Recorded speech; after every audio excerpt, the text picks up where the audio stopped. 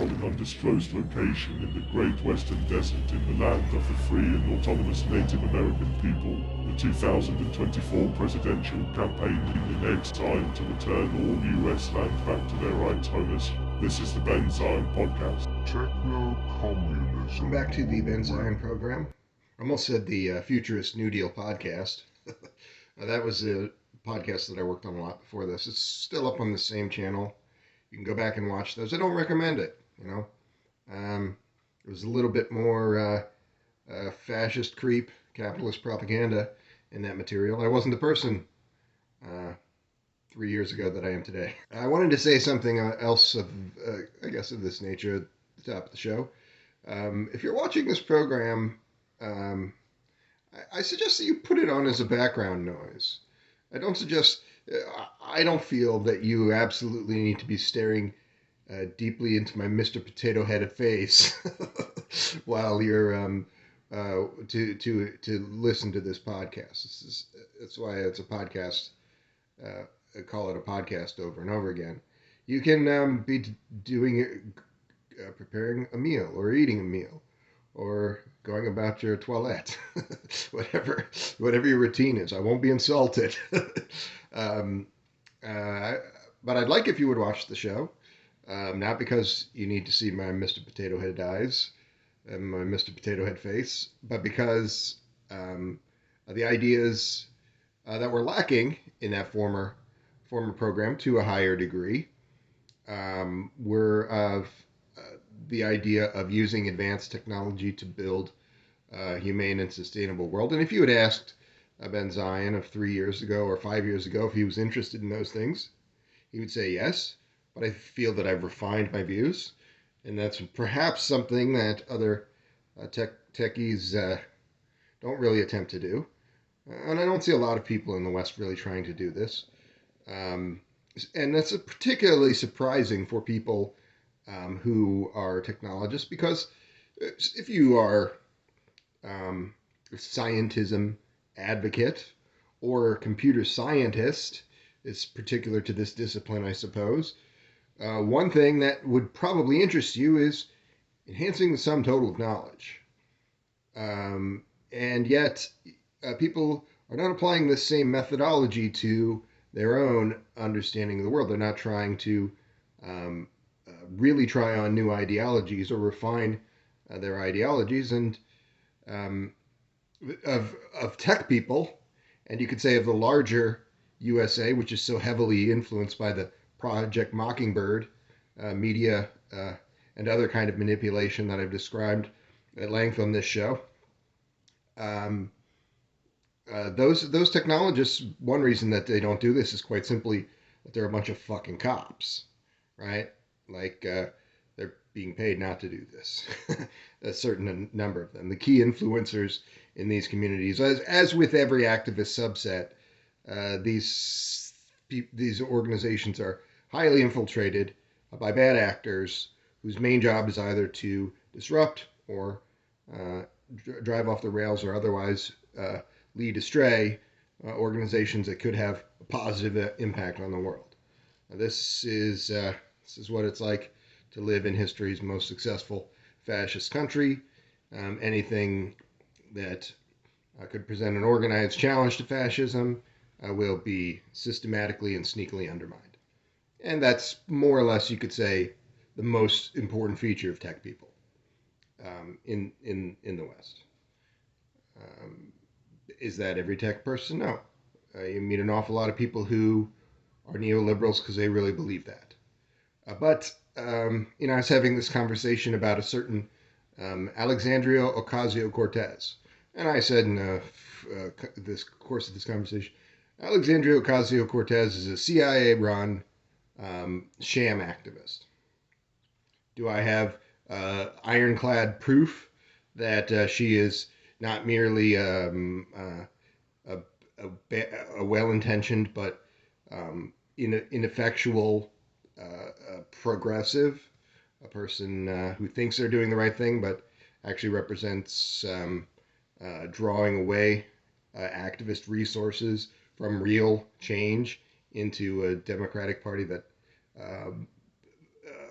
does nothing but stymie change and challenge to the status quo.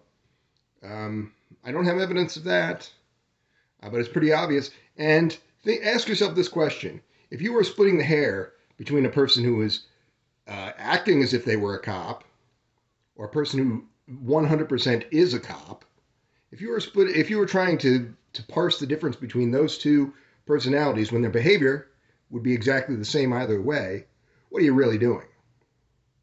What you are really doing is making excuses for fascists. I've said this before. The world is dying, and you are more concerned with the feelings and interests of the people that are killing it than with trying to change that situation. That's a pretty good example. I don't mind using the shorthand of saying CIA asset to describe these kinds of problems. There should be an asterisk behind all of this sort of thing. That perhaps we could learn more of this, but it's true enough, right? It's true enough to say the tech people in the United States are pieces of shit and cops. It's true enough. You could write a book about it that maybe has some little more nuance, but if you're in a conversation and the first thing you say is nuance, nuance, nuance, what are you really saying? You're really saying, I'm running interference for the institution in much the same way that these people are. You're a jerk off. Do some more articles and chat GTP business. This is getting to be a thing. On other programs, I said, it's a fine line here between asking people to consider a new technology which has revolutionary potential, as I believe all of these advanced algorithms do, and that's the main message, a primary message of this program.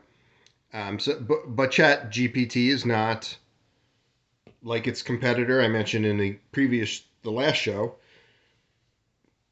one of its competitors is going belly up, and that competitor was an open source competitor. So in a slightly better world, people like Sam Altman and Reid Hoffman and former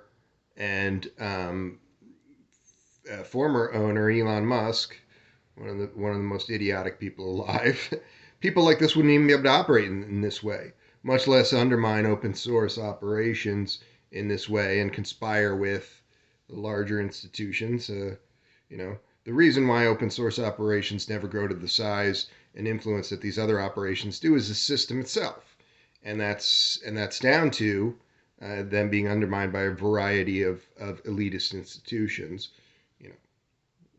There's an awful lot of nuance that could be described there, but let's just call it fascism.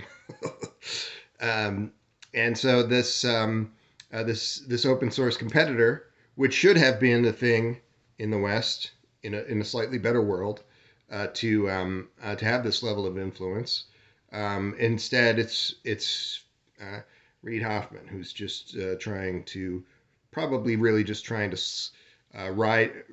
doing this careful dance of riding this wave, holding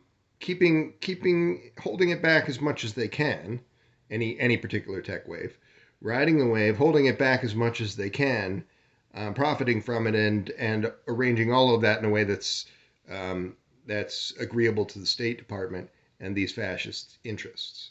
That's if you want to be a tech billionaire, if you want to be a big tech person who, at least for the next few years, everybody will say they're a great guy, they're a genius, they're doing great work. You have to do this fascist song and dance. Otherwise, you just be Ben Zion in broadcasting to 12 people in a bunker. Before too, I'd much rather be Weird Ben Zion with only a few people watching his show than just be reading from the CIA talking points teleprompter, like other tech personalities do, or these kinds of business people are effectively doing through their actions, maybe or perhaps or not through what they say in quite the same way. Some of them don't have very much to say at all. They're not all just people like Elon Musk, just carnival barkers for the State Department. Like I said, not everybody in the world who is doing the bad thing has um, the most nefarious motivation you could possibly think of. Some of them are just idiots. But if a person is acting in a way that is consistent with that of a fascist, the only thing that you should say is that person is a fascist.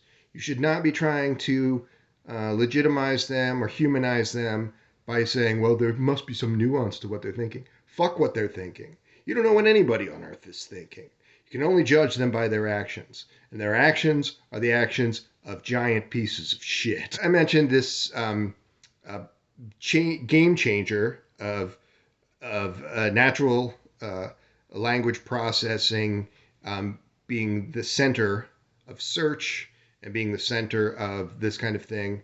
You've seen quite a few demonstrations on this program if you're a regular watcher, listener, and I hope you have been. Thank you for that. So Microsoft is incorporating Chat GPT into their search engine Bing, which is interesting. Bing is not always have a huge market share.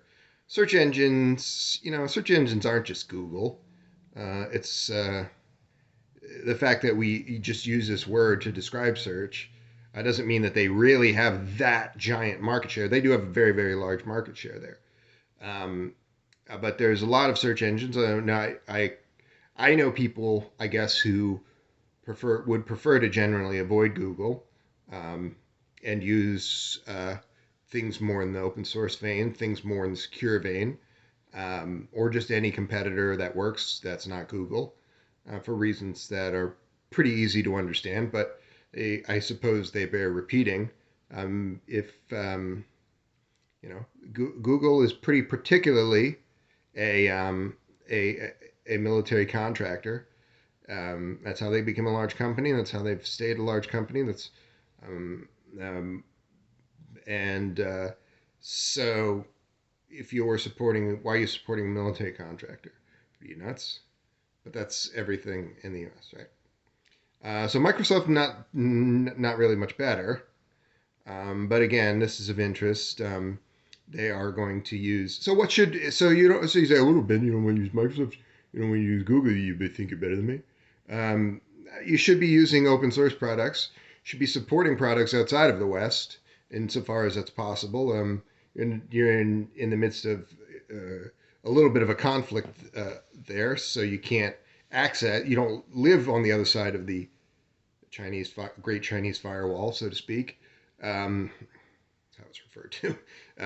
So you can't access some of those larger scale products that are not made by ecocidal and imperialist maniacs. But we should be finding ways to support those as well. What's the difference between supporting open source or supporting things made by a larger socialist institution? Well, I would argue that it's better to support the socialist institution. I was having a conversation about this piece and other things that I'm going about to read to you. So one of the people that I had this conversation with, who I tried to be respectful of, I'm trying to be more respectful of people and give them a chance to consider my ideas and not just becoming incensed with them when they say something that I regard as crypto-fascistic or fascist apologism. Because honestly, I was doing that some years ago. I guess I don't have all the answers. I was doing that kind of angry thing some years ago at a time when some of the people I was interacting with were the ones who should have been rightly calling me a fascist apologist relative to themselves. And also I'm trying to promote this program, not just doing the unrestrained fisticuffs of social media. So the question was, why the socialist government, why the socialist institution of a larger kind, and not the open source thing? You should support the open source thing provisionally as you are able, because you don't have the option in most cases of supporting a socialist government in the West. But supposing you did, or making the argument, if you're talking to people, why would you choose the socialist over the anarchist? So the answer is quite simple, and I'll just read this art. I'll share it here as well. Why should I support techno-communism? It's getting to the answer. Number one, to use emerging technology, artificial intelligence, and advanced interfaces to wage a people's revolution against the ruling elites who are killing the planet. They're killing you. They don't even care. They'll let millions of people die for no reason at all. Two, what's the next step? Reorganize the economy using those more advanced systems based on the new technologies, AI most particularly. Three, what happens next? Witness the withering away of class distinction in this techno-socialist society. So, the actor in question in that earlier conversation that set this up was China. Pretty obviously China. China is a big country with a socialist mandate. It says in their constitution that they are socialist and transitioning to communism. And while their economy is not fully socialist in some people's estimation, and while no country has ever achieved a full communism, they are fighting for that. You better believe. And the people who tell you otherwise are doing so to muddy the waters around revolutionary action and thought. So they are the closest to having achieved these three steps toward a techno-socialist society. They're a hell of a lot closer than you. If you live in the West, I'm assuming you do, you're an English-speaking person in the West. And in its absence, in the absence, that is, of class distinctions and elitist institutions, and in its absence, remove all government oversight. That's what anarchists want to do. Are you an anarchist, Ben? Fuck no. This is what communists want to do. They're just not idiots like anarchists. And in its absence, remove all government oversights, allowing the advanced algorithms and new tech institutions to do their job. That's what happens if you remove all the bad actors from the equation. Then you don't need to have the same kind of government structures. And when you have institutions of a different kind that are able to function in these ways, you don't have to have these same government structures. Remove government oversights, and lo and behold, now a fully realized techno-communist state has been achieved. You say, wow, that's science fiction, Ben. You're not talking about reality. That's something that could have easily happened in the 1980s or 1990s if the world that Lenin wanted, for example, he said in 1921, well, we have communism in the USSR and some number of other countries now. How about for 1922 a world revolution? That's what he predicted. That's what's going to happen. Maybe was he absolutely certain that was going to happen, or was he trying to inspire people to do that? You can pretty well ascertain that it's probably something of the latter. But the revolutionary optimism should be such that maybe that distinction is not so easily made. So that should have already happened, right? All the stuff, I talked about this on another show. Ray Kurzweil imagining an AI takeoff, and other people imagining an AI takeoff in the latter parts of the 20th century. We would have had a more compressed timeline in that world that's socialist run. We would have already had that technology showing up. We would have already had those ideologies showing up a few years before in the 20th century, and it would have advanced well beyond this point that we are at today without the actions of elitists and militarists and fascists in the West, most particularly its vile, vile ringleader, the United States of America, which is why I am running for president of the United States. I don't have a platform except for one thing. I've written an executive order. And that executive order will disband the United States upon my election. The federal government will be disbanded. Those assets, all of those institutions will be transitioned to oversight and control by a group of Native American folks, indigenous tribal councils around the United States, which will be built out. The 50 United States and territories will continue to exist in name, but they'll be administered by 13 autonomous and semi-autonomous Native American institutions, who will do the work that Western fascists are not willing to do. See that the environment is cared for. See that the downtrodden are uplifted. They will do that. How do you know they'll do that, Ben? Maybe they're not as good as they used to be. No. The fascists are the ones that are preventing that from happening.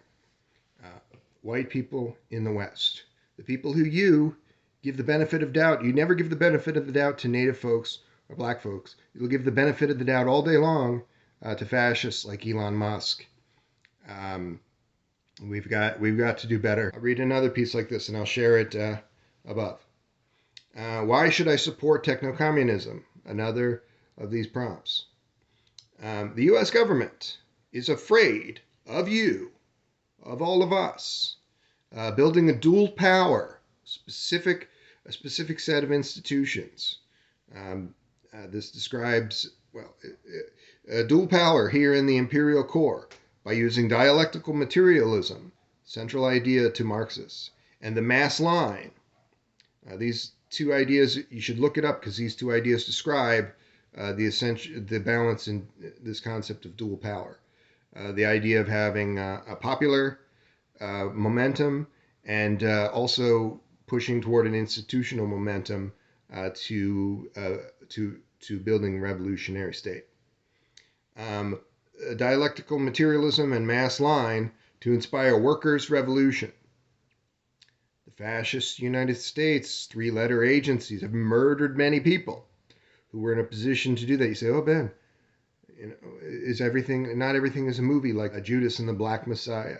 Yes, it is. Everything is a movie like Judas and the Black Messiah.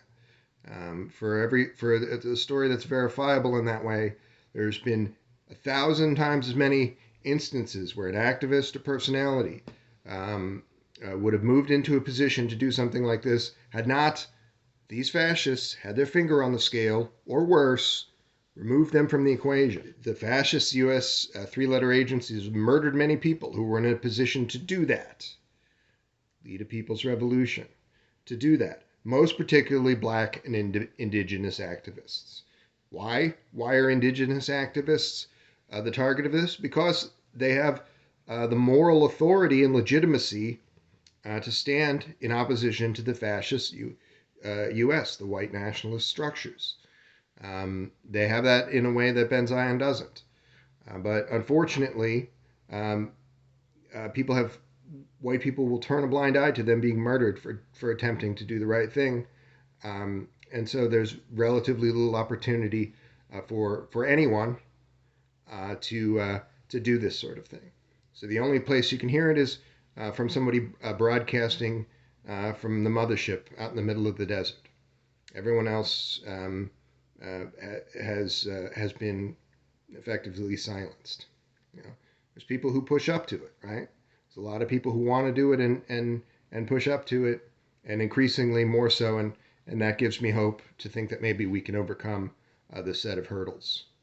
Hurdles is an understatement. Black and indigenous activists, they've also waged wars and proxy wars. The United States has moved away from the war, open warfare, and into proxy wars.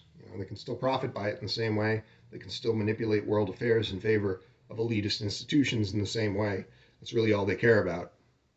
They don't really care if their name is at the top of the top billing in the event or not. They have also, so you have, Russia is the #1 proxy war, but the United States is engaging planning a dozen or 2 dozen proxy wars at any given moment, engaging in any number of them at any given moment. You more than anything, always do the opposite of what the United States says. turn on MSNBC and CNN and Fox News, put together an idea in your mind of what the U.S. wants you to do, and then throw that in the garbage and do the opposite. And never again watch mainstream media news. Have waged many wars across many decades and continents with essentially the same elitist and counter-revolutionary goal. Their goal on the world stage is the same as their goal domestically, effectively, to stifle revolutionary action and just socialist causes. What has been the result of this evil? They have, quote, protected private wealth to such a degree that it has put our world into a climate change death spiral. Capitalism's climate apocalypse is upon us and may soon be inescapable. We may already have reached that point. We needed to reduce the change in temperature, according to climate scientists, by more than we have in the last few years. We've missed those opportunities to escape this, so it remains an open question. Technology might not save us. There's a guy on, I was looking at a guy's Twitter called Technology Will Not Save Us. It's a guy you should check out. He's not a fascist. One of the rare people on Twitter who's not a fascist sympathizer, particularly if they're talking about tech at all. Technology probably will not save us. Some use of technology integrated into revolutionary action could be of service, but technology will not save you. The idea that you should just sit back and relax and let the existing institutions of the West and the tech resources that they've stolen from you do this work, that's a nonsensical set of ideas. It's nonsensical because they've never done a thing like that in their history when they've had similar resources at their disposal. As I mentioned a few times on this show, the 20th century is defined by dramatic increases in automation, the kind that tech accelerationists, the false tech accelerationists, not the Marxist tech accelerationists, all the rest of the tech bros, they're pieces of shit. The tech accelerationists will tell you that if we just allow this automation to occur, we don't have to do anything, we don't have to take any action, we don't have to change the status quo, we don't have to be better than we are. All we have to do is sit back, and if we do that, then all of these tech gods will save us. And automate, and their central argument there is to do with a greater amount of automation. But there's been a tremendous amount of automation relative to what there was 150 years ago, 100 years ago. There's a tremendous amount of, and in the West, life expectancies have fallen in spite of that automation. Not over 150 years, but over the last 40 years, quite precipitously. And relative to places that experience that level of automation, the West is not better off than those other places. That's to say, insofar as the West has improved over those 150 years, it's in spite of capitalism and not because of it. And you can see that in the most glaring example is the small nation of Cuba. Only has some millions of people, far less than the United States. It's been under embargo conditions for 7 decades now.